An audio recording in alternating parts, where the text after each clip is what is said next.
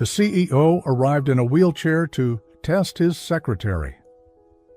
But what she whispered left him breathless. When the mysterious CEO showed up in a wheelchair, no one at the company knew what to think, but the new secretary who greeted him that morning changed everything with a single whisper. What started in silence turned into a connection neither of them saw coming. And when the truth finally came out, not even love could protect them. Before we continue, if you enjoy touching and inspiring stories like this one, make sure to subscribe to the channel and leave a like. Now, let's get back to the story. The elevator doors slid open with a quiet chime, and every conversation in the lobby froze. Nathaniel Blake had arrived, but this time, something was different. He wasn't walking in like he always did, commanding attention with his perfectly tailored suits and quiet, magnetic authority. He wasn't striding through the hallway with that confident rhythm of shoes against marble. Instead, he was wheeled in, silent, still, in a sleek black wheelchair pushed by a discreet assistant. Murmurs swelled, but no one dared to ask what had happened. A car accident? A medical condition? It didn't matter.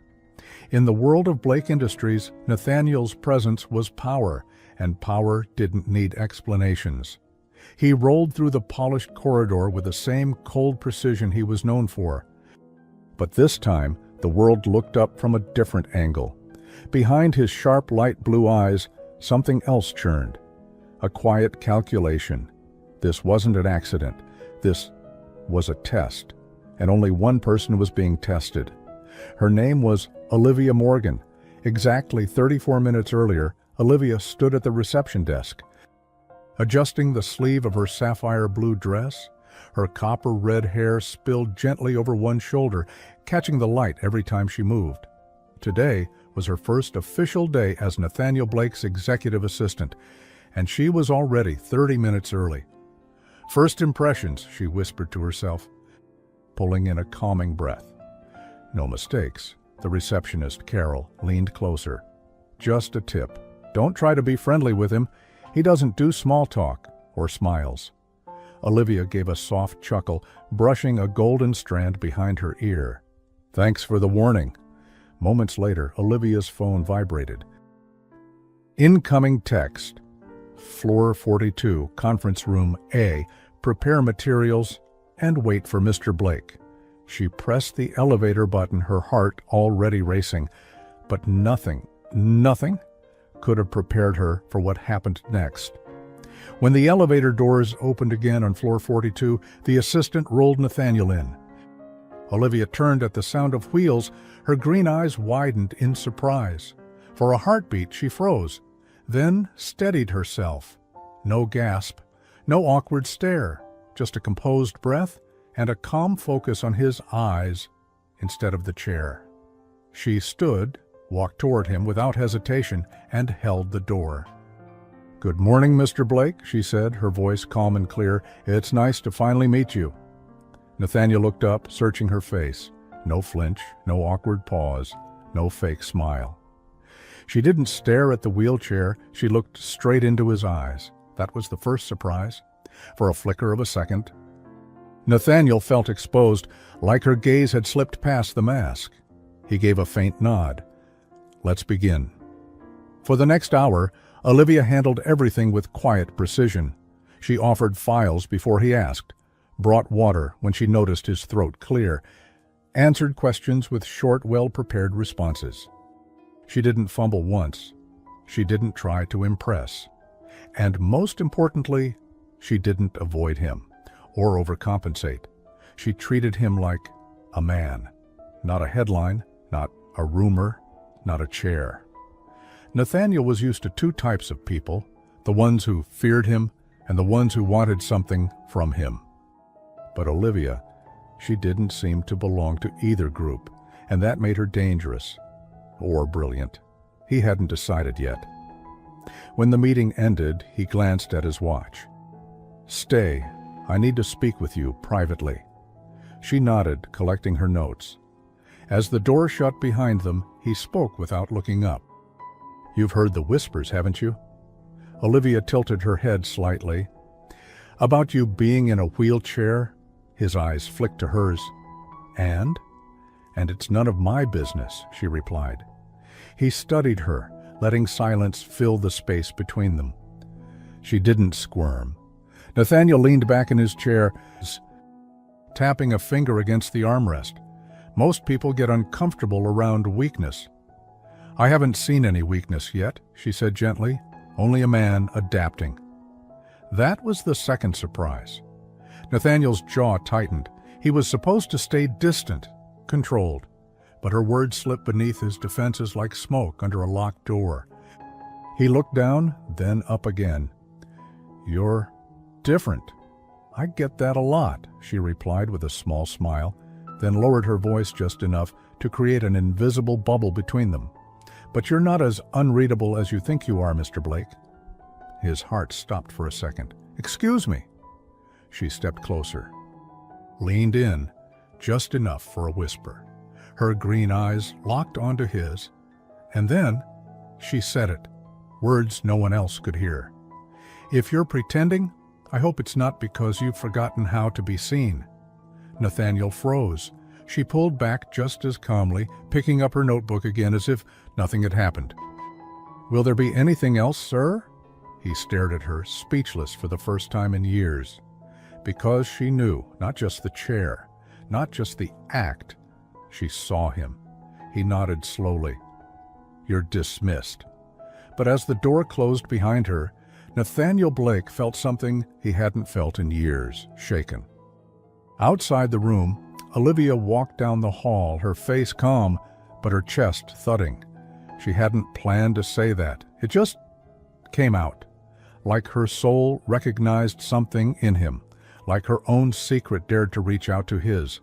Because Olivia Morgan had her own story, and she knew exactly what it felt like to pretend. Back in the office, Nathaniel sat in silence. He wasn't angry. He wasn't amused. He was curious. Who was this woman? Most people would have run or demanded answers, but not Olivia. She knew, and she stayed. That unsettled him more than the lie itself. And why, for the first time since his father died? Did he feel like someone might actually be worth trusting? He tapped his finger again, just once. The test had officially started, but so had something far more dangerous, emotion. Nathaniel couldn't focus. The morning had slipped into afternoon, and half a dozen executives had already paraded in and out of his office. Updating him on contracts, numbers, projections, he hadn't heard a word. His mind was trapped, replaying that whisper like a vinyl record with a single scratch. "If you're pretending, I hope it's not because you've forgotten how to be seen." She couldn't have known, could she? His secret had been carefully crafted. The wheelchair wasn't real. It was a deliberate mask, part of a personal experiment to uncover truth in the people around him, especially those closest. He'd built a world where loyalty was currency, and deceit lurked behind polished handshakes. He thought he was in control, but Olivia's whisper cracked something. And once a crack appears in glass, even silence can shatter it. Meanwhile, Olivia sat at her desk outside his office, pretending to type up notes. In reality, her fingers hovered over the keyboard, unmoving. She was replaying the moment, too. She'd broken protocol, crossed a line, whispered something that could have gotten her fired. But she hadn't meant to confront him. It wasn't about the chair. It was something in his eyes. That moment they met hers, like he was holding a breath he didn't know he needed to release. She understood that look. She'd worn it once, too. 3 years ago, Olivia Morgan had walked into a hospital room wearing her best smile, holding her mother's hand as the machines beeped steadily. Her mom, once the fiercest woman she knew, was fading, bit by bit, like color draining from a painting. And the world didn't pause for grief. Olivia had learned to smile through loss, to show up for jobs she didn't love, to be dependable, kind, pleasant. Because behind all that, there wasn't room for more pain until now. This job wasn't just a paycheck. Something about it felt different. Maybe because for the first time in a long time, someone was as guarded as she was. Late in the day, Nathaniel wheeled out of his office. Olivia stood, instinctively reaching for her notes. "Leave them," he said. She blinked. "Is everything okay, sir?" He looked up at her, expression unreadable. "Come with me." She hesitated, then followed without a word. They stepped into the executive elevator, just the two of them. As the doors closed, the silence stretched thick between them. Then, finally, he spoke. "You're not afraid of me?" It wasn't a question, more like an observation tossed into the air to see how it landed. Olivia glanced at him. "Should I be?" He didn't answer, just pressed the button for the parking garage. As the elevator descended, he turned slightly toward her. "You didn't flinch when you saw the wheelchair. You didn't ask questions. You didn't try to help in a performative way." She met his gaze. "Respect doesn't mean pity." Another silence. Then something flickered in his eyes. Maybe a hint of relief. When they reached the garage, he rolled toward a black luxury SUV parked by itself in the corner. The driver stepped out, holding the door, but Nathaniel didn't get in. Instead, he turned back to Olivia. "You said something earlier," he said softly. "That whisper." She tensed, instantly regretting it. "I crossed a line." "No?" He cut her off. "You saw through something no one else has. I need to know how." She paused. Her hands trembled slightly. Then she spoke, not carefully but honestly. "Because I've had to pretend too," she said. "To be okay, to smile, to show up and keep functioning. When inside I was barely holding it together." His eyes didn't leave hers. For the first time there was no CEO, no power dynamic, just two people, and something raw between them. He exhaled like the wind had just knocked out of him. And then he did something she didn't expect. He moved both legs, slightly. "I can walk," he admitted. "There's nothing wrong with me." Olivia didn't gasp. She didn't step back. Instead, her lips curved into the faintest smile. "I know," she said softly. "I was just waiting for you to tell me." Nathaniel froze. For years he had guarded that truth like a weapon, yet she had seen through it in a single day. And still stayed. That was the third surprise. She knew, and yet she stayed. That was the real surprise. Nathaniel leaned back in the chair, suddenly tired. This wasn't meant to go like this. Olivia tilted her head. "So why the act?" He looked away, jaw tight. "People treat you differently when they think you're broken. Some get closer, some disappear, some try to take advantage." "And you wanted to see where I'd land," she said, not accusingly, just understanding. "I did. And now?" Nathaniel looked up, the vulnerability in his gaze no longer hidden. "Now, I don't know what to do with you." Olivia gave a soft laugh. "You don't need to do anything, just don't push people away who want to stay."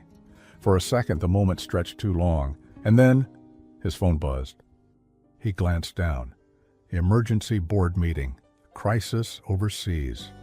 Just like that, the real world came crashing back in. "I need to go," he said, wheeling toward the car. But before he disappeared inside, he looked back at her. "You're full of surprises, Olivia Morgan," she smiled. "You have no idea." That night, Olivia walked home through the city with the weight of the day pressing on her shoulders. The wind tugged at her copper hair, and the glowing buildings shimmered like something out of a memory. She didn't know what tomorrow would bring, but for the first time in years, she felt seen, and somewhere deep inside, so did he. Back in his penthouse, Nathaniel stared out over the city skyline, his burgundy jacket slung over the chair. He poured a glass of wine, but didn't drink it. Instead, he whispered her words again to the night. "If you're pretending, I hope it's not because you've forgotten how to be seen." And for the first time in years, he didn't feel alone. But tomorrow, the past would come knocking, and Olivia's patience would be tested in ways even he didn't see coming. The next morning, Olivia arrived 15 minutes early. Again, it was becoming a habit she didn't mind. The air in the office was quieter than usual, almost cautious, like it too sensed that something had shifted. Nathaniel hadn't spoken to her since the parking garage. He hadn't needed to. Some things don't require follow-up. Some silences aren't awkward, they're processing. She opened her laptop, began sorting files for a product launch meeting, and tried not to let her thoughts drift. But they did, to him. To the way his voice softened when the mask dropped. To the way he looked at her like she was more than an employee. To the fact that he'd trusted her with his biggest secret. And yet, it was her own secret she hadn't told anyone, not yet. Inside the executive suite, Nathaniel sat by the window, a tablet in hand. But his eyes weren't on the screen. He was watching the reflection in the glass. Olivia. Her red hair shimmered every time she moved. Her presence had become like music in a quiet room, not loud, not distracting, but impossible not to feel. He'd run this company for nearly a decade, built empires out of calculated risks, kept people at arm's length with elegant detachment. But she didn't play by those rules, and he wasn't sure he wanted her to. Still, there was something bothering him. A message from his past that had landed in his inbox late the night before. A name, Elena Ward. He hadn't thought about her in 2 years. And now she was requesting a private meeting. Today. No subject. Just a sentence. I'm in town. There's something you need to know. It's about your father. At noon, Olivia brought in coffee like she always did, placing it on the corner of his desk without interrupting him. But today, he looked up. Do you have plans after work? She blinked. Tonight? Not really. He hesitated. Would you come with me to a dinner meeting? Olivia raised an eyebrow. As your assistant or something else? He didn't smile, but the corner of his mouth twitched, barely. Both, she hesitated. Who's the meeting with? Elena Ward. Olivia's breath hitched, the name unfamiliar. But the tone wasn't. Nathaniel's voice had dipped into something else. Old pain. Hidden cracks. The kind of emotion that doesn't show up in press conferences or quarterly reports. She nodded slowly. Okay, I'll be ready. That night, they arrived at a quiet rooftop restaurant overlooking the city skyline. It was elegant but unpretentious, dim lighting, soft jazz, a place meant for conversations people didn't want overheard. Nathaniel wore a black tailored suit, no tie, top button undone, confident as always. But Olivia noticed something else in him tonight. A flicker of nerves. She, on the other hand, wore a dark emerald dress that brought out the brightness in her green eyes, a quiet armor of grace. As they waited at the table, he glanced at her, not as a CEO, but as a man caught in a moment he couldn't control. You don't have to speak unless you want to, he said. I'll just listen, she replied. In case you need someone to remember how it really happened. He looked at her then, really looked, and for a second the clatter of the world faded. Then the elevator chimed behind them. Elena Ward walked in. She was tall, poised, with icy blonde hair tied into a smooth bun and lips painted crimson. Her eyes scanned the room like someone used to being noticed. When she reached the table, she didn't sit immediately. Nathaniel, she said, voice clipped but not cold. Elena, he replied, standing briefly out of habit. This is Olivia Morgan. Elena's gaze flicked to her and returned just as fast. Assistant? Trusted, Nathaniel said plainly. That earned him a brief pause. Elena finally sat. It's been a long time. Let's not waste it, he replied. What do you know about my father? Olivia's fingers tightened around the wine glass. She'd heard whispers about Nathaniel's late father, a brilliant but ruthless businessman, the founder of the company who died mysteriously just as Nathaniel took over. The press had called it a heart attack. Some insiders had suggested betrayal. No one really knew until now. Elena leaned in, lowering her voice. He didn't die naturally. The words landed like ice on the table. Nathaniel's jaw clenched. You need to explain that. Right now. I was working with him quietly.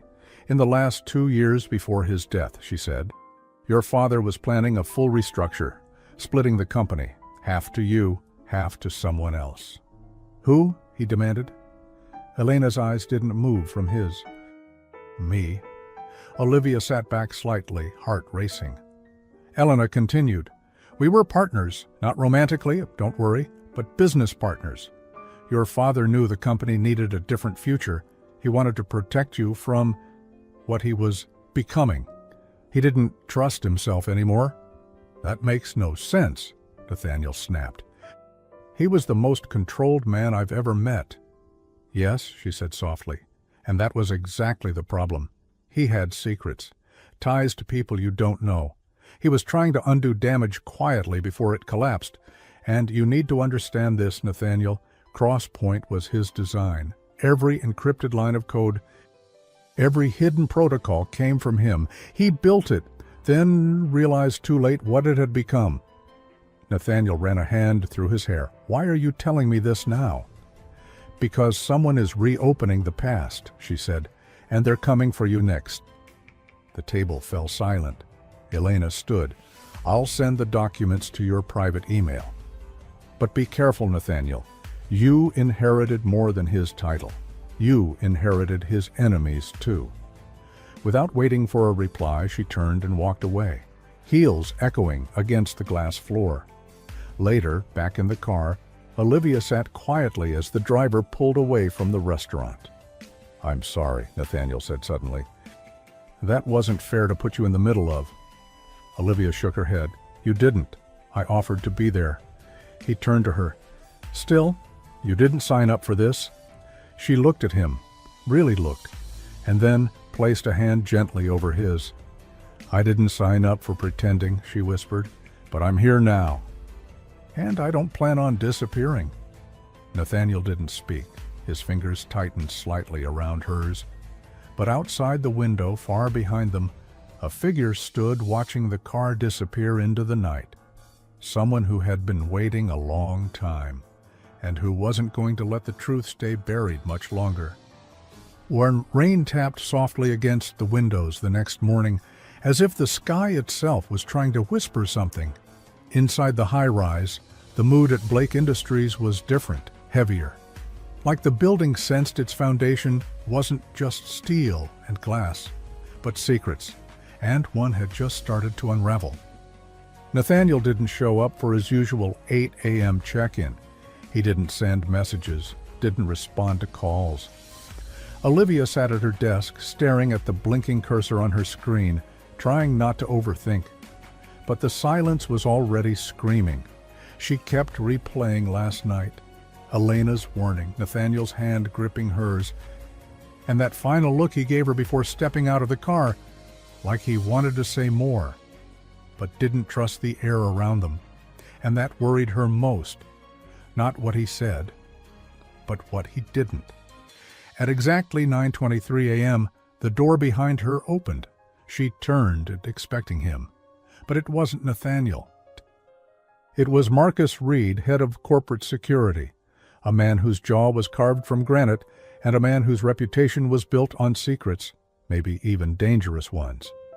Morning, Miss Morgan, he said flatly. You were the last person seen with him. That makes you either useful or dangerous. I assumed he was with you, Olivia replied. Carefully. Marcus didn't blink. He missed 2 encrypted pings. We're initiating protocol. What protocol? He stared at her a little too long before answering. The one we use when someone close to him might not be what they seem. He leaned forward, his eyes cold. Your father trusted me to protect Crosspoint. And I did, for years, until I realized protecting it meant serving lies. So now I protect it, my way. The system matters more than Blake, or anyone else. Olivia's heart thumped. Wait, you think... I think you were the last person seen with him, Marcus interrupted, so you're coming with me. She stood, bracing herself. I'm not leaving until I know he's okay. Marcus didn't argue, just nodded to two other agents who had appeared like ghosts in tailored suits. That's exactly what we're going to find out. As the agents escorted Olivia out, Marcus fell a few steps behind, lifting a secure comms device to his mouth. His voice dropped to a whisper. "Target secured. Proceed with Phase 2. A burst of static answered, followed by a single word. "Understood." Marcus slid the device back into his pocket, his expression unreadable. For years he had sworn loyalty to Blake, but loyalty was just another mask. And tonight, he had taken it off. They took her to a secure room 3 floors below the lobby. No windows, 1 table, 2 chairs, 1 camera in the corner, blinking red like a watching eye. Olivia folded her arms, refusing to show the fear creeping up her spine. Marcus sat across from her. "You were with him last night?" "Yes." "At a meeting he asked me to attend." "With Elena Ward." Olivia blinked. "You know about her?" "We know everything that affects Mr. Blake's safety." He leaned forward. "And that includes you now." Something about the way he said it made her chest tighten. "I don't know where he is," she said, "but if you're trying to find him, you're wasting time down here." Marcus didn't respond. He just slid a thin tablet across the table and tapped the screen. A still image appeared. Nathaniel and Olivia, on the rooftop, hand in hand, then another image. A man standing on the sidewalk, watching, zoomed in, face grainy, unfamiliar. Marcus's voice dropped to a near whisper. "This man has been following Mr. Blake for months. We haven't been able to ID him, but we saw him again last night." Olivia's pulse quickened. "Then find him," she snapped. "Not me." Marcus stood slowly. "We're doing both. For now, you're staying here until I get clearance." He left the room. But not before turning to say one last thing. He paused at the door, his eyes cold. "You're not the only one keeping secrets, Miss Morgan. The difference is, I find mine useful." Back upstairs, the office buzzed with quiet panic. But on floor 44, behind a fingerprint-locked door no one knew existed, Nathaniel Blake sat in silence. He wasn't missing, he was hiding. The documents Elena had sent him the night before revealed things that didn't make sense. Internal betrayals. Old names reappearing, hidden shares of the company transferred without his consent, signed in his father's name after his death. But one document stopped him cold. A scanned letter, handwritten. "If anything happens to me, it wasn't an accident, and you can't trust Marcus. Your father." Nathaniel stared at the page. His stomach turned. Marcus Reed. The man who had protected him since he was 19. The man who swore loyalty to the Blake name. The man who had just detained Olivia. He slammed his fist on the table. This had gone too far. 2 floors below, Olivia sat alone, tracing the edge of the table with her finger, trying to breathe. That's when the door clicked, but it wasn't Marcus. It was Nathaniel, wearing the same black suit, the same unreadable expression. But his eyes, they burned with fire. Olivia stood up instantly. "You're okay." He stepped inside, closed the door, and looked her in the eye. "I'm sorry," he said. Before she could answer, he reached for her hand and pulled her into a fierce, unexpected embrace. It caught her off guard, not just the contact, but the desperation in it. Like a man who had just found something he thought he'd lost. "I never meant to drag you into this," he whispered. "You were just supposed to be real, safe." Olivia blinked, the scent of rain still clinging to his coat. "I am real, Nathaniel." He pulled back, searching her face. "Do you trust me?" She nodded without hesitation.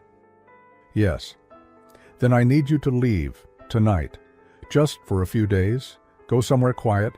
I'll send protection. But you can't stay here." "Why?" she asked, heart racing. "Because Marcus isn't who I thought he was," he said. "And he thinks you're the weakness I can't afford to have." The words hit like a punch. "But I'm not leaving you." "You have to," he cut her off. I can't focus on fixing this if I'm worried about you getting caught in the crossfire." Tears welled in her eyes, but she blinked them back. "Just promise me one thing." "Anything." "Don't shut down again," she whispered. "Don't hide behind chairs or suits or silence. Whatever you're facing, let me in when you're ready." Nathaniel stepped forward and touched her cheek gently. "You already are in, Olivia." He kissed her forehead, softly, like a fragile truth, then turned and left without looking back. That night, Olivia boarded a train to a small coastal town 2 hours away. She didn't know what tomorrow would bring, but she knew one thing: this wasn't just about a test anymore. This was a war. And somewhere inside Blake Industries, someone was about to make their next move. The train sliced through the darkness like a silent arrow. Olivia sat by the window, her reflection blending with the blur of city lights behind her. Her hands were clasped in her lap, trembling ever so slightly, not from fear, from everything else. She had never felt so far from the life she thought she was building, or so close to something she didn't yet understand. One moment she was a secretary, navigating office politics and scheduling meetings. And the next, she was being whisked away under threat, because she mattered to someone powerful enough to be hunted. To someone who had whispered, "You already are in," and that was the most terrifying part. Because Olivia Morgan had learned the hard way what it felt like to be let in, only to be left behind. She wasn't sure she could survive it again. Back in the city, Nathaniel paced the rooftop of his penthouse, phone pressed to his ear, wind tugging at his jacket like invisible hands trying to warn him. "You sure she's secure?" he asked. On the other end, his personal bodyguard, Liam, replied firmly. "She's checked in under an alias. We have 2 guards posted and a 3rd monitoring the perimeter. No one's getting near her." Nathaniel exhaled, but the knot in his chest didn't loosen. "Keep her safe," he said. "Even from me, if it comes to that." There was a pause. "Understood, sir." He hung up and stood alone under the city sky. Every part of him wanted to go after her, to sit beside her and promise that no storm could touch her. But promises were dangerous when you weren't sure who still had a knife behind their back: Marcus, his father, Elena, and the man in the photo. It felt like every truth he'd ever believed was being rewritten in someone else's handwriting. Down in the secured operations floor of Blake Industries, Marcus stood in front of a surveillance screen, watching a paused frame from inside the interrogation room. Olivia sitting across the table, hands folded, calm. Too calm. He didn't like it. Behind him, his assistant, Vaughn, stood silently. "You ran the trace on her background again?" Marcus asked. "Yes, clean, no criminal record. Graduated top of her class. Previous employers only had good things to say." "And yet she saw through Nathaniel's act in a single day," Marcus noted, his tone flat. Vaughn hesitated. "You think she's planted?" Marcus didn't blink. No one sees through a mask that fast, unless they've worn one themselves. He walked to a side panel, inserted a key, and unlocked a secure drawer.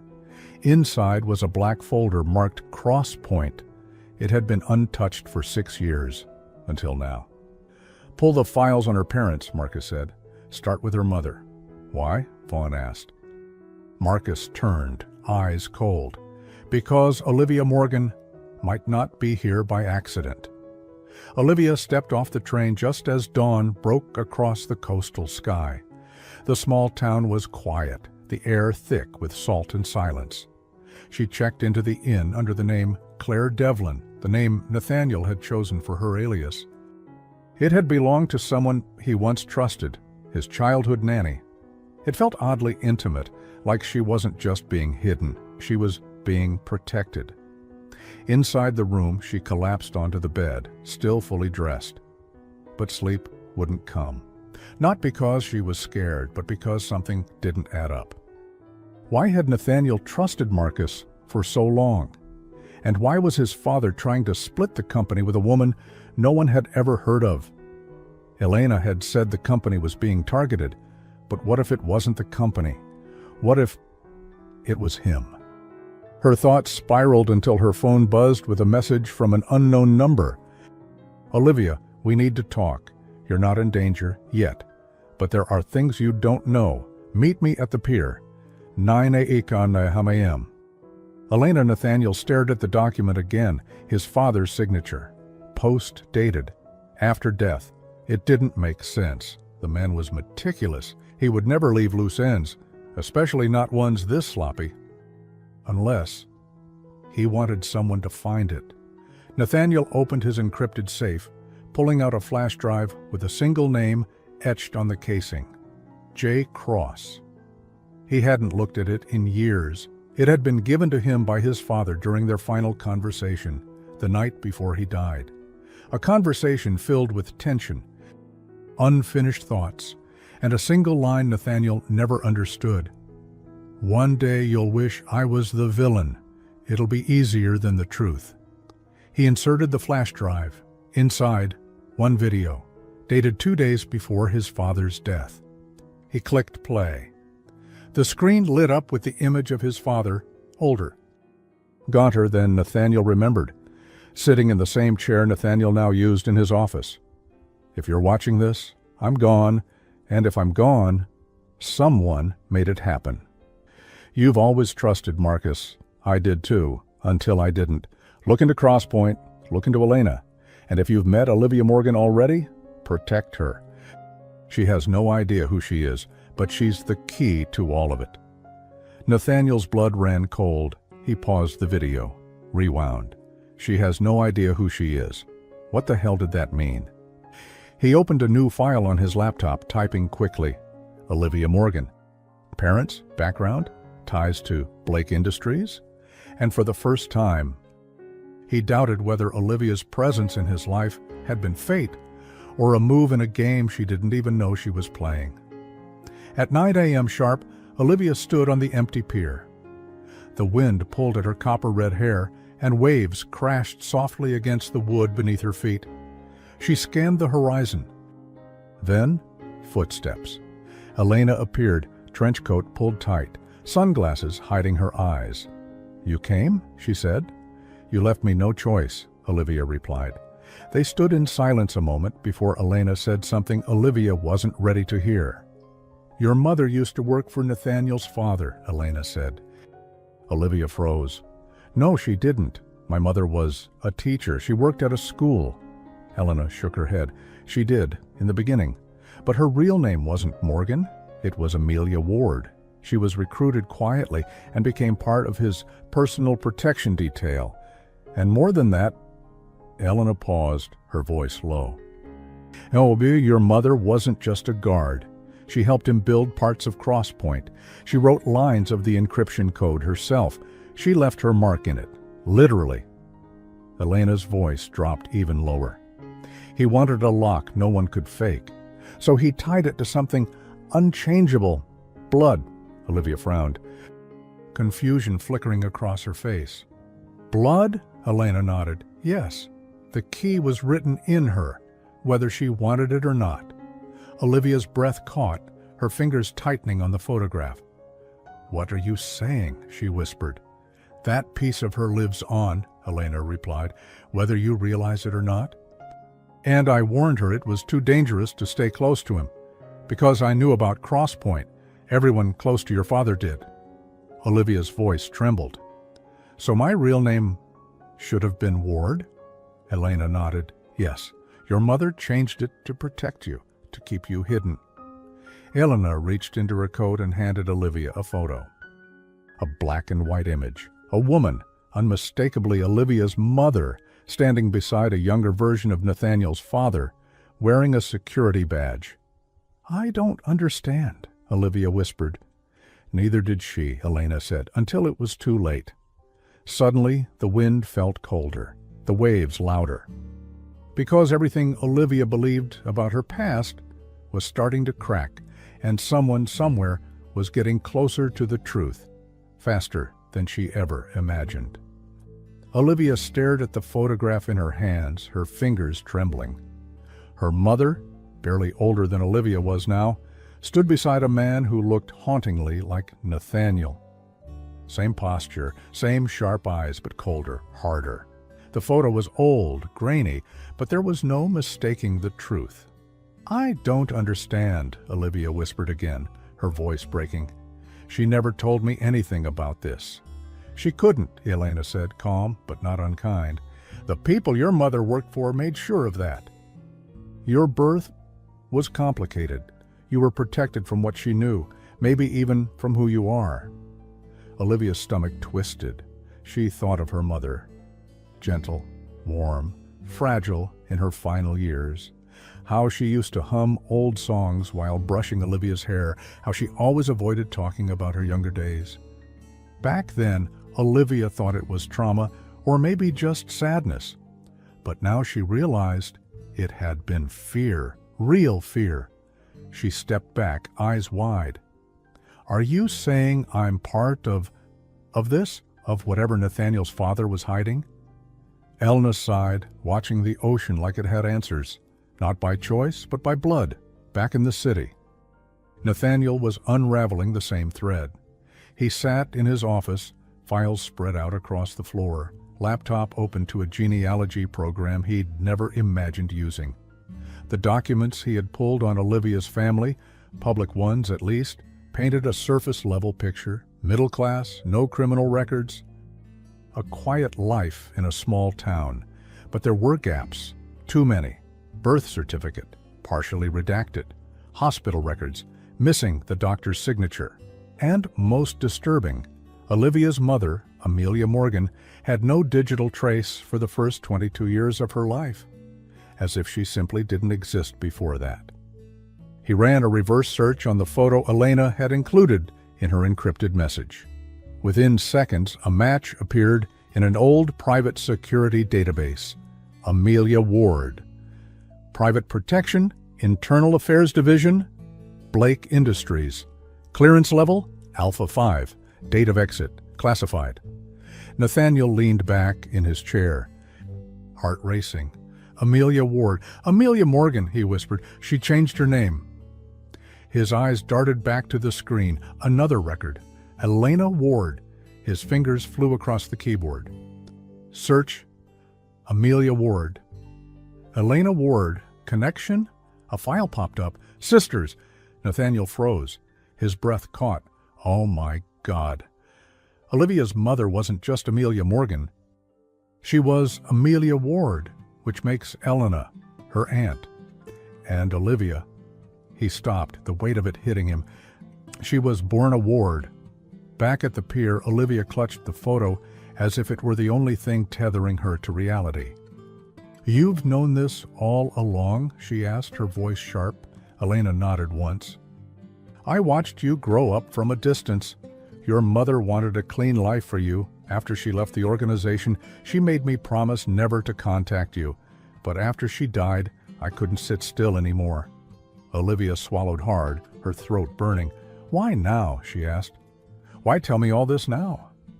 "Because the people your mother ran from," Elena said. They never forgot. And now that Nathaniel's starting to pull back the curtain, they're watching both of you. Elena reached into her coat again and pulled out a small envelope. "Inside is the last thing your mother gave me before she disappeared. She said to give it to you, only if your life ever started to intersect with his." Olivia stared at her. "With Nathaniel's?" Elena nodded. "And it has." With shaking hands, Olivia opened the envelope. Inside was a folded note, handwritten in faded blue ink. "Liv, if you ever find this, it means the truth caught up to us. You were born into something I tried to protect you from. And someone you'll one day need to protect. I couldn't tell you everything, but I know you'll understand when the time comes. Don't run, don't hide. Just remember, he isn't the enemy. Love always, Mom." Tears slid down Olivia's cheek before she could stop them. This wasn't just about corporate secrets or power games anymore. This was her legacy. And Nathaniel wasn't just a man she was falling for. He was at the center of a storm she was born into. Hours later, Nathaniel stood in the underground garage of Blake Tower, pacing near his private car. He dialed Olivia's number. Voicemail. He tried Liam, straight to voicemail. Something was wrong. Just then, his phone lit up. Unknown number. He hesitated, then answered. Blake. A voice, masked and distorted, replied, Your father wasn't the only one who built Crosspoint, and you're not the only one who has the keys. The call ended. Nathaniel froze. Someone else had access. And worse, they knew he didn't know who. Back at the Coastal Inn, Olivia sat on the bed, the note from her mother open beside her, when the power flickered. Once, twice, then darkness. The room went silent. Her pulse quickened. She stood slowly, reaching for her phone. No signal.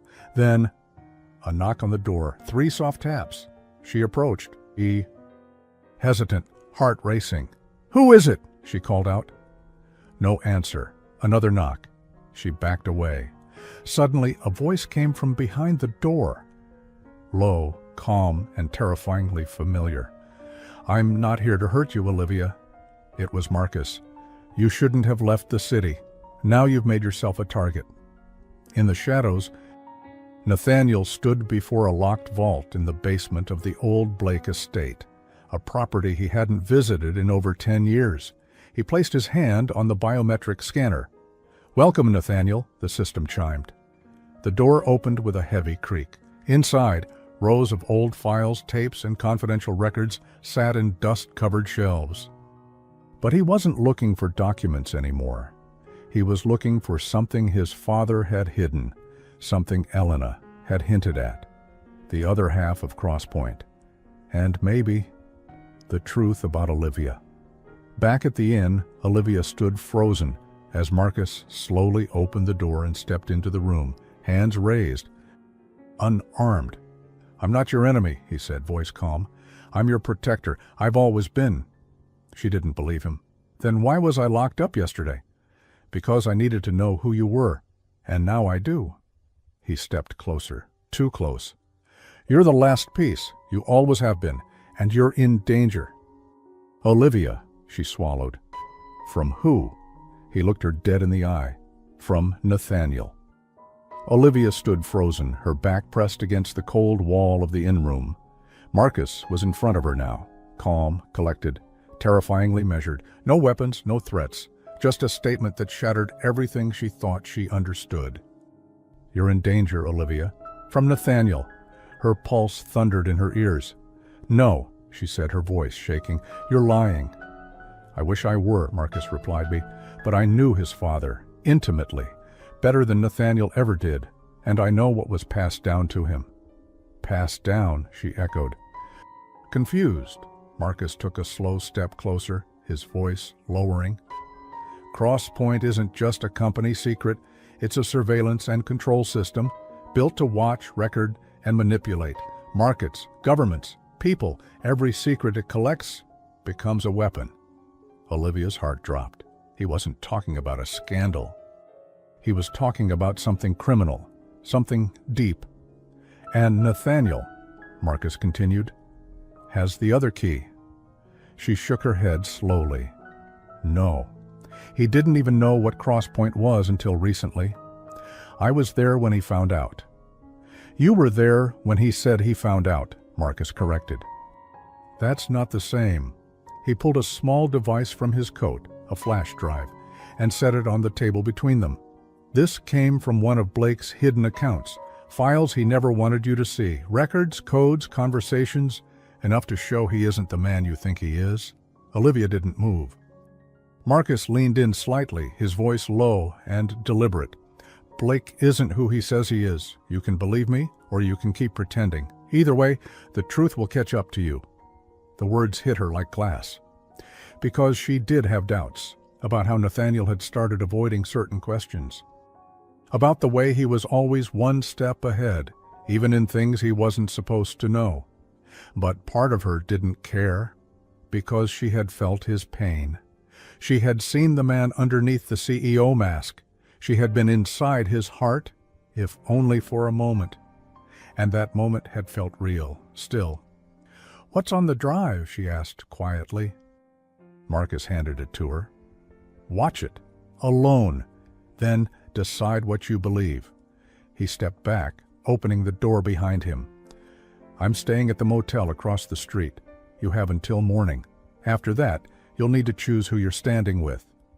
And then he was gone, leaving behind only the sound of her breathing, the echo of his words, and a silver flash drive that could burn everything down. At the old Blake estate, Nathaniel stood in the center of the underground vault, staring at a black steel box resting at the bottom of a locked cabinet. The biometric scanner recognized his fingerprint instantly. The box hissed open. Inside, 3 items: a letter, a ring, and a microchip, labeled Crosspoint Protocol Override. Nathaniel picked up the letter, unfolding it with care. Nate, if you're reading this, I'm already gone. There are people who will come for you, claiming to be protectors, but they are wolves in suits. Crosspoint was my design, my vision. I built it believing I was safeguarding our future, but what I created became a weapon, my greatest mistake. You have the final override. It was never meant for anyone else. I never gave you this company to rule, Nathaniel. I gave it to you to end what I couldn't. To finish what I started and free our name from it. Destroy it, walk away, let the company rebuild in the light. And if one day you meet someone who sees past the mask, protect her with your life. She will be the key you cannot be. Nathaniel's throat tightened. He didn't know what stunned him more, the truth about Crosspoint, or the importance his father had placed on Olivia. He picked up the ring, a simple silver band, his father's old crest. Underneath, etched into the metal, was a single word: Ward. Everything connected now. Amelia Ward, Elena Ward, Olivia Morgan. They weren't just names in a past file. They were the key to all of it. But if Marcus had found out first, Olivia could already be in danger. In the inn room, Olivia sat on the edge of the bed, staring at the flash drive Marcus had given her. The room was silent except for the storm beginning to rise outside, rain drumming against the glass like restless fingers. With trembling hands, she plugged the flash drive into her laptop, files loaded. Dozens of folders, dates, encrypted documents. She clicked on a video file marked Private Communication Nathaniel B. Her screen lit up with a hidden camera recording, grainy but clear. Nathaniel sat in a dark room, speaking to someone off camera. She's closer than I thought. I can't let her know everything yet. Not until I figure out what she really wants. A muffled voice answered off camera, but the audio cut out with static. Nathaniel leaned forward, his tone sharp. We need to keep Olivia near. If she finds the truth too early, she might run. Or worse, turn on us, just like her mother did. The screen flickered, ending abruptly, mid-sentence, as if someone had stopped the recording. The screen flickered. I'll earn her trust, and when the time is right, I'll make her choose. The video ended. Olivia sat frozen, tears pooling in her eyes, but not falling. Not yet. She didn't know when that video had been recorded. She didn't know who he had been talking to, and she didn't know if any of it was even real, but the words cut like knives. I'll earn her trust, and when the time is right, I'll make her choose. Back at the estate, Nathaniel hit dial on Olivia's secure line, straight to voicemail. Again. He sent a message instead. I found something about your mother, about you. Call me as soon as you can. I swear I'll explain everything. He stared at the message long after it was sent, praying it wasn't already too late. Because if Marcus had reached her first, everything could already be falling apart. The rain poured harder now. And inside the dim room, Olivia closed her laptop. She stood, walked slowly to the window, and stared out into the night. Lightning flashed across the sky, illuminating her reflection. For the first time, she didn't recognize the woman staring back. She didn't know who to trust, didn't know if the man who held her hand and whispered, "You already are in," had ever really meant it. But she knew one thing: morning would bring a choice, and either way, someone's mask would fall. Morning came without sunlight. Clouds hung low over the coastal town, heavy and gray, mirroring the weight inside Olivia's chest. She hadn't slept. She couldn't. Marcus's flash drive still sat on the desk like a loaded weapon. Nathaniel's message blinked on her screen, unopened. Her mother's letter, folded, soft-edged, and tear-stained, lay by her bedside like a memory refusing to fade. The video, it played again and again in her mind. I'll earn her trust. And when the time is right, I'll make her choose. But choose what? Choose who? Everything in her told her Nathaniel wasn't that man, that he couldn't have been speaking about her like she was a pawn. But the doubt had been planted, and it was growing. Still, a deeper voice inside her whispered something else. Ask him.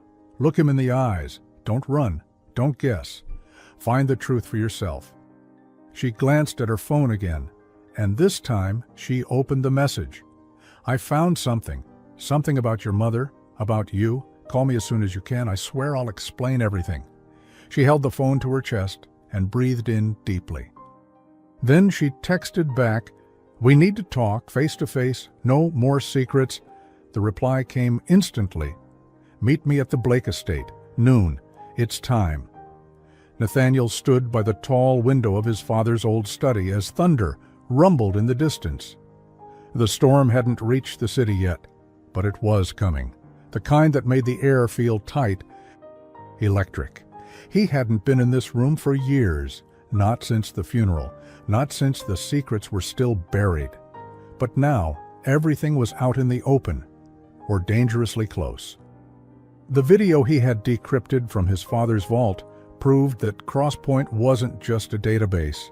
It was a global network built to collect every hidden weakness, every secret, and use them to bend outcomes.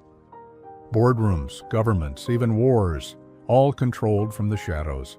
It had the power to ruin anyone, and it was never meant to fall into the wrong hands. His father, for all his cruelty, had understood the cost of control. Nathaniel hadn't. Until now. He didn't want this power. He wanted to destroy it. But first, he had to know where Olivia stood, and whether her heart still beat for the man she met, or the monster Marcus had painted.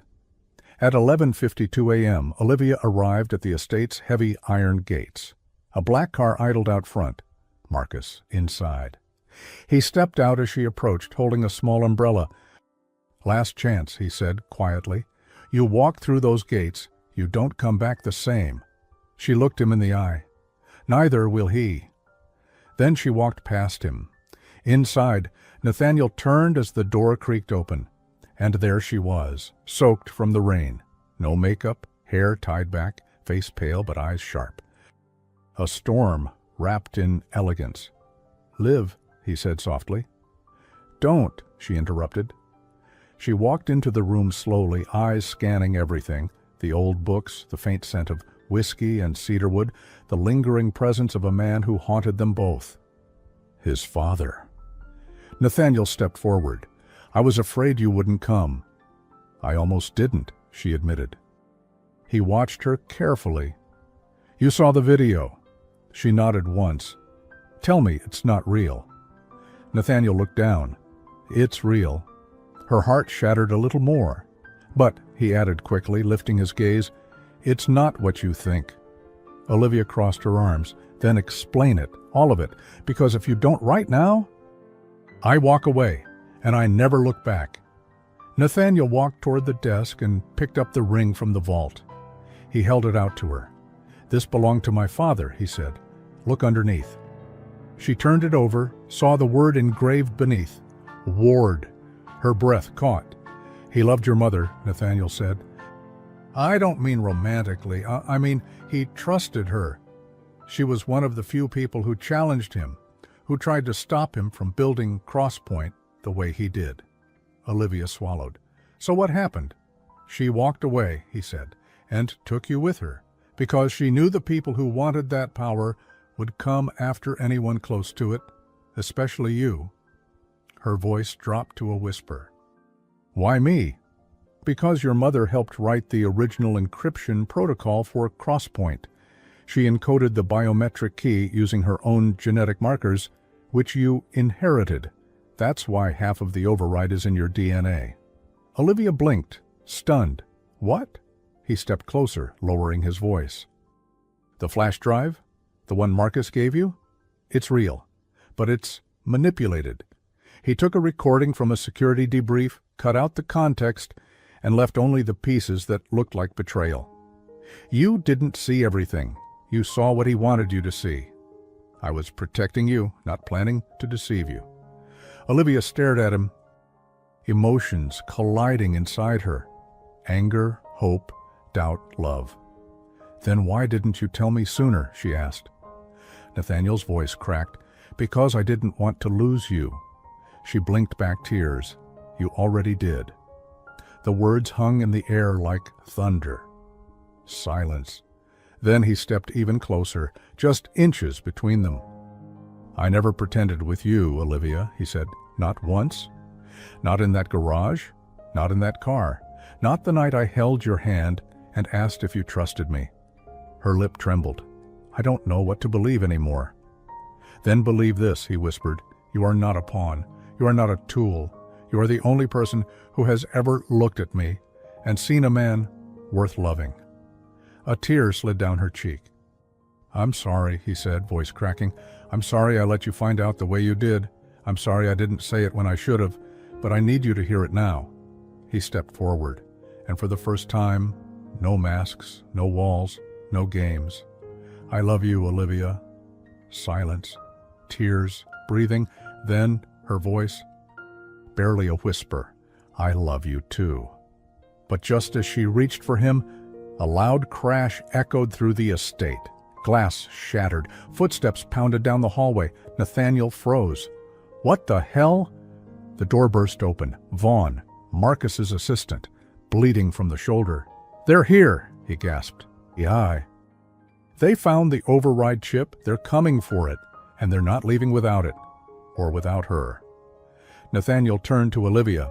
We run. But deep down, they both knew they couldn't run forever. Sirens in the distance, glass still crackling on the hallway floor, and the sharp metallic scent of blood hung in the air like a warning. Nathaniel locked eyes with Olivia, his voice low and urgent. We have to go. Now. She didn't argue. She was already moving. He grabbed the override chip from the vault's desk and slipped it into the lining of his coat. With one hand on her wrist, he pulled her through the back corridor of the estate, through a passage only he and his father had ever used. Behind them, Vaughn staggered against the wall, holding his bleeding shoulder. Go, he grunted. I'll buy you 5 minutes. Vaughn. I said, go. Nathaniel nodded once, grim, then turned and disappeared into the shadows, Olivia right behind him. The passage was narrow, lined with dust and silence. It opened out into the old greenhouse at the back of the property, long abandoned, overgrown with vines. Olivia pushed through thick branches, heart racing, the ground slick from the morning rain. Where are we going? She asked, breathless. There's a car hidden in the north field, Nathaniel said. No tracker, old engine, no digital trace. He reached into his coat and handed her a small case. What is this? She asked. The backup drive? Everything about Crosspoint. If something happens to me... Don't say that, she snapped. Not now. He paused. Okay, then let's just make sure nothing does. They burst out of the greenhouse into open field, the wet grass glistening beneath gray skies. Then, gunshots. Distant, but getting closer. Nathaniel spun around, pulling her down behind a low stone wall. They ducked, eyes scanning the trees on the estate's edge. We're not alone, he muttered. No kidding, Olivia said, pressing a hand to her chest to calm her pounding heart. More footsteps. Quick, coordinated. Whoever was coming wasn't freelance. This was trained. Mercenaries? She asked. He nodded. Most likely hired by one of the international bidders who got wind of Crosspoint's power. How the hell did they know where we were? Only one way, Nathaniel said through clenched teeth.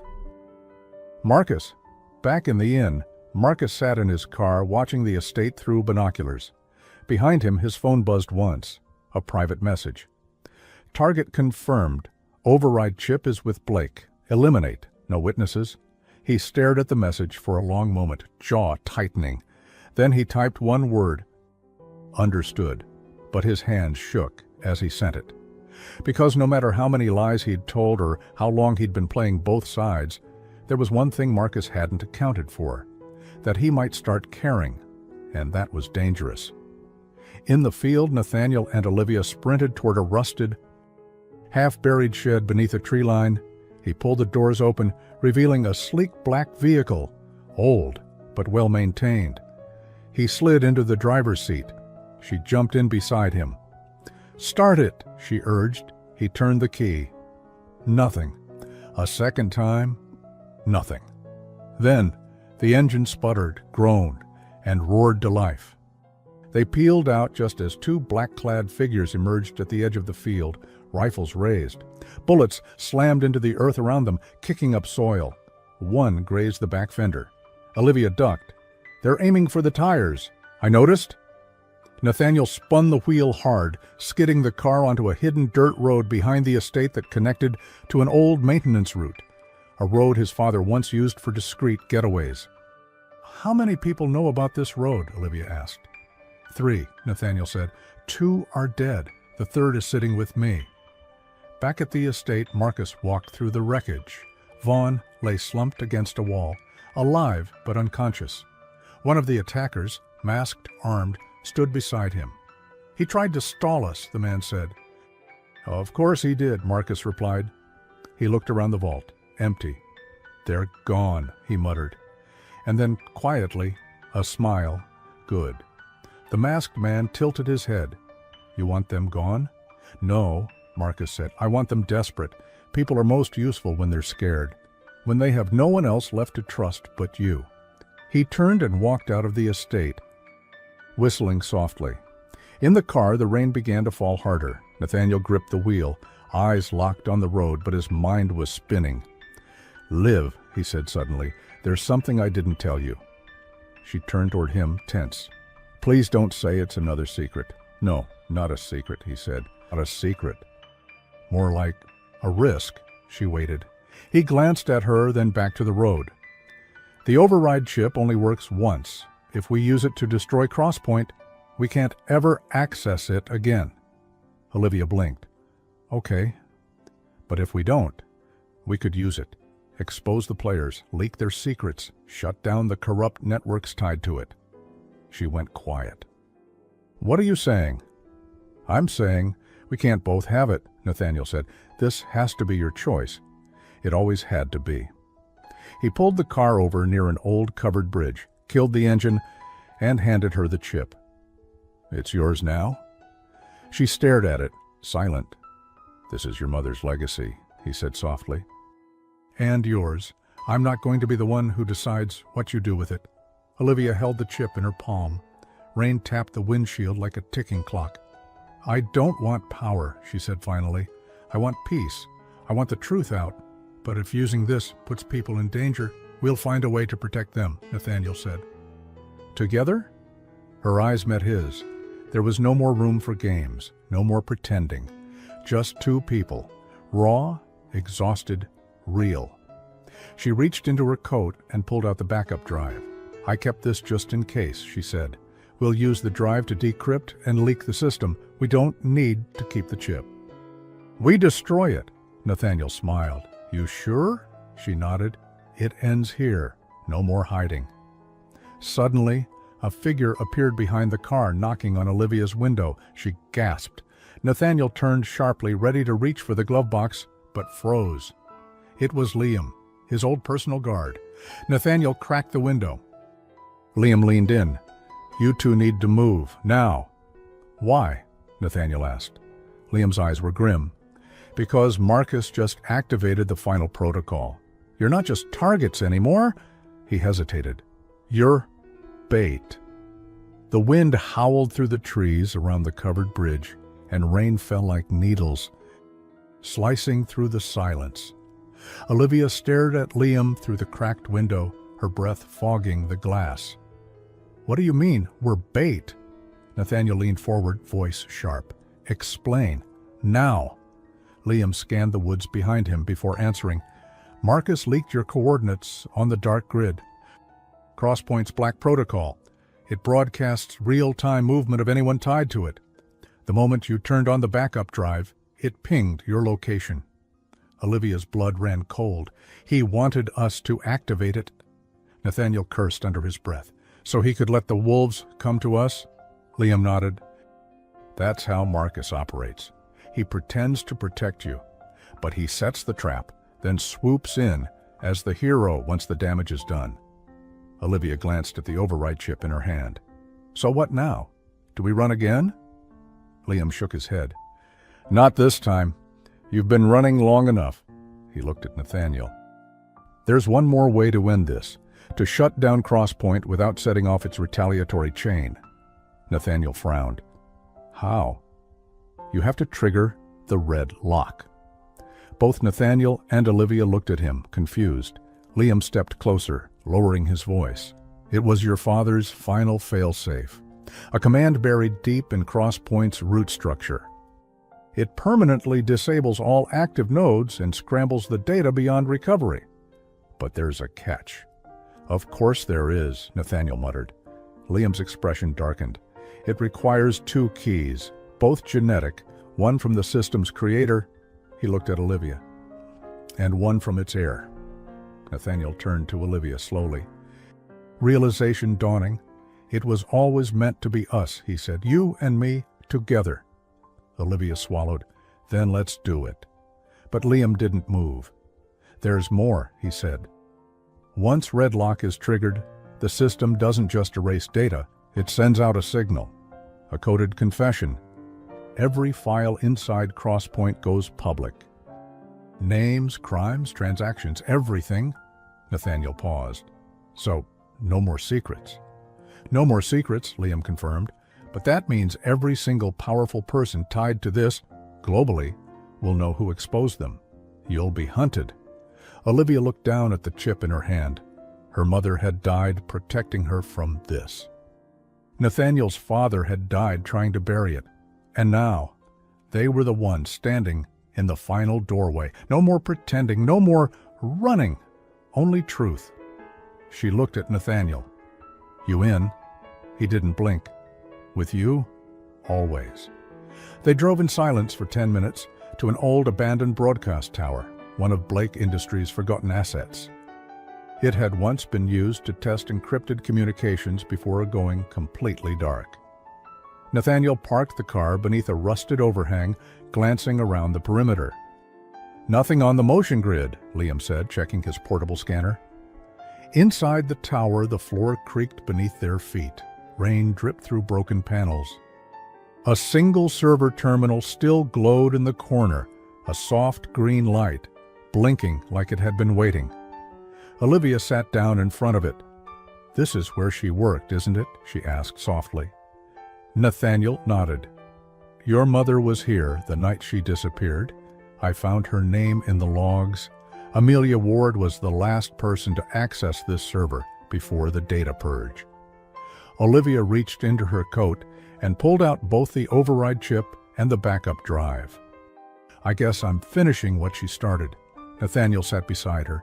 He slid his ring off, the same one from his father, and placed it into the biometric port. The system recognized it immediately. Access granted. Next, Olivia pressed her thumb to the DNA pad. A soft tone sounded. "Second key verified." A new prompt appeared on the screen. "Activate red lock protocol." "Warning, this will permanently erase and broadcast all Crosspoint data. Confirm YN." She looked at Nathaniel one last time. He reached for her hand. "Let's burn it down," he said. She hit Y. The server whirred. Lights blinked red. On screen, a wave of files began decrypting and uploading to public networks, whistleblower archives, encrypted journalism sites. Everything. Crosspoint was unraveling. And for the first time in decades, the truth was running free, but they weren't alone. Outside the tower, Marcus stepped from the shadows. He had no weapons drawn, just a calm, eerily quiet expression. "I was wondering which failsafe you'd choose," he said as he entered. "Didn't think you'd be reckless enough to finish it." Liam moved to intercept, but Marcus held up his hands. "Relax. If I wanted you dead, you'd already be." He looked at Olivia, his gaze sharp. "You did what your mother couldn't. You pulled the trigger without hesitation. I almost respect that." She stood slowly, her eyes never leaving his. "She died because of you." Marcus smirked faintly. "She died because she played the wrong side, just like anyone who trusts Blake will." Nathaniel stepped between them. "It's over, Marcus." Marcus raised an eyebrow. "Is it? While you were busy pressing buttons, I was buying silence.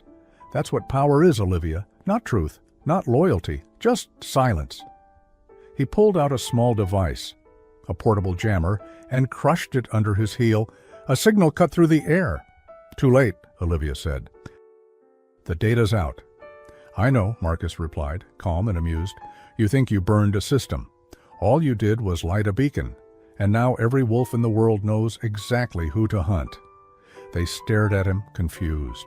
He continued, voice sharp and deliberate. "Do you know what happens when you expose a global system of corruption? It doesn't collapse. It fights back. And you just made yourselves the target." Nathaniel tensed. "And you?" Marcus's smile was thin, calculated. "Me? I don't vanish. I endure. That's the difference between us. You'll carry the blame. I'll carry the power." He stepped toward the door, pausing just before exiting. His gaze locked on Olivia. "I told you before, Olivia, you'd have to choose. And you did. Exactly the way I wanted." Then he walked into the rain, his figure swallowed by the storm. Gone. 2 hours later, the world began to react. News outlets everywhere flashed urgent headlines. Leaked files expose corporate blacklist. Secret accounts, government bribes. Whistleblower identity unknown. Blake Industries under global scrutiny. But the whistleblowers weren't unknown, not to the right people. And as Nathaniel and Olivia stood atop the tower watching the sunrise break through the storm, they knew life as they knew it was over. But something else had just begun. A chance to rebuild, a chance to finally live, without lies, without shadows. Nathaniel turned to Olivia, brushing a soaked strand of hair from her face. "You okay?" She nodded slowly. "I'm not afraid anymore." And neither was he, because whatever came next, they'd face it together. Hand in hand, no masks, no secrets, just truth. 1 week later, they were ghosts now, not hiding, but no longer in plain sight. Nathaniel and Olivia sat on a bench at the edge of a small lakeside town where no one asked questions and no one cared about headlines. The air was clean, the sky wide and blue, and the water reflected the morning sun like glass.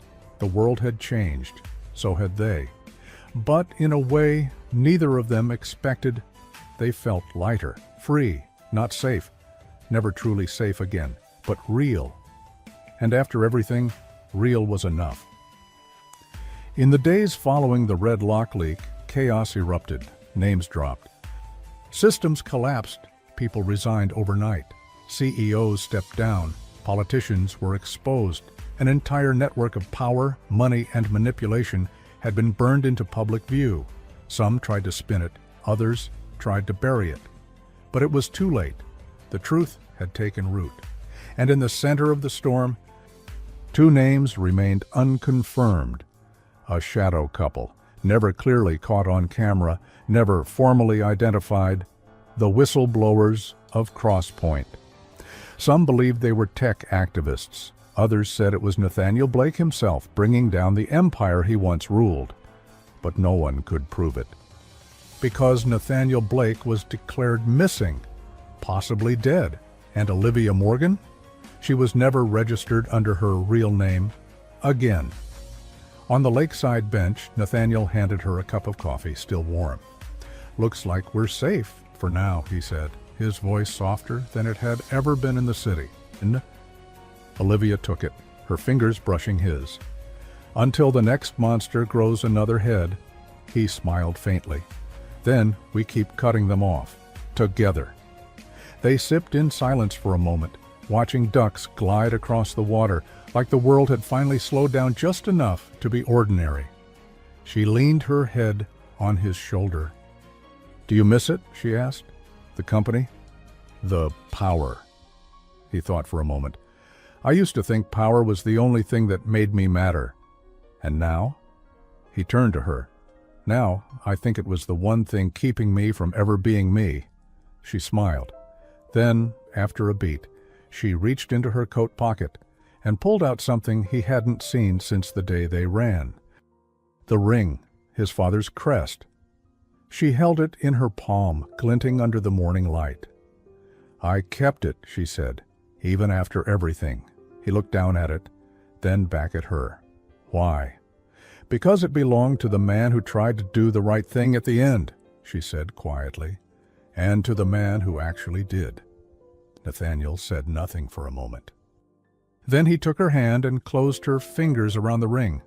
"You wear it," he said. She blinked. "Me?" "It belongs to both of us," he said, "not because of legacy, but because of choice. You chose the truth. You carried the weight when I was too afraid."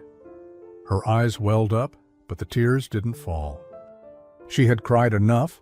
Instead, she reached into her other pocket and pulled out a small piece of paper. Old, wrinkled. It was the letter from her mother, the one that had started everything. She unfolded it, handed it to him. He read it again. "If you ever find this, it means the truth caught up to us. You were born into something I tried to protect you from, and someone you'll one day need to protect. I couldn't tell you everything, but I know you'll understand when the time comes. Don't run, don't hide. Just remember, he isn't the enemy." He looked up, eyes full of emotion. "I never deserved her loyalty."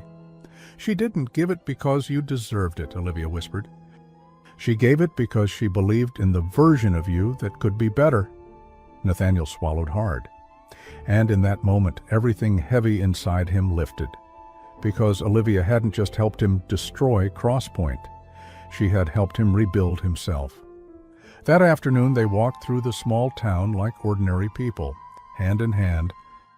No guards, no suits, no lies. They stopped at a local bookstore, picked up groceries, ate lunch at a sidewalk cafe. People passed them by without a second glance, and for once, Nathaniel didn't need to be recognized to feel seen. As they walked back to the lake near dusk, Olivia suddenly stopped. "What?" he asked, confused. She looked at him. "I want to tell people our story someday." Nathaniel paused. "The whole thing?" She nodded. "Not now, maybe not for years, but one day. I want people to know that the world changed because two people decided to stop running." He took her face in his hands. "And because one of them had the courage to whisper the truth when the other had forgotten how to hear it." She smiled. "If you're pretending, I hope it's not because you've forgotten how to be seen." The words she'd spoken to him that first day, in a conference room to a man in a wheelchair, hiding from his own soul, now circled back like a promise kept. He kissed her, not like a goodbye, not like a fairy tale, but like a beginning. Because that's what it was, a new beginning. Not perfect, not peaceful forever, but real and enough. Somewhere far away, deep in a hidden corner of the internet, a final message appeared on a whistleblower forum. "The system has fallen, but the people haven't. Truth lives. Keep watching, and never ever stop asking who benefits from silence." Delete. O.M. and NBs of Epilogue 6 months later. A young woman in Tokyo stumbles across the leaked Crosspoint archive while researching for a school project.